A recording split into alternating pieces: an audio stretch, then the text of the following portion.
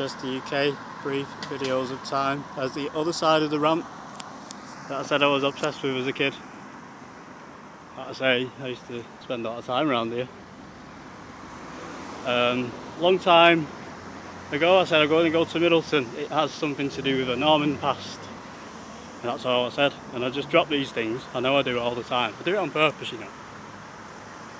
So I always intended to come here and find a bit more out about that. So this is the Middleton Archer. As I say, sometimes I haven't got my facts straight, so we call it an introduction. There's a street there called Beach Street. That will come into it another time as well. So we're at the Middleton Archer. So we're starting to get into Manchester because the public houses.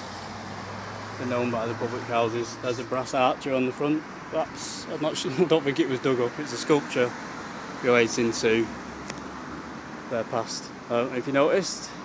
That soldier's actually holding a longbow. One of the most powerful weapons of ancient times. You could pierce through sheets of thin, very thin steel. Say a thin sheet of aluminium, that'd pierce right through it.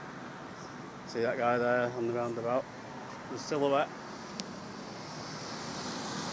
There's a silhouette of a man on the roundabout, and he's got a longbow also.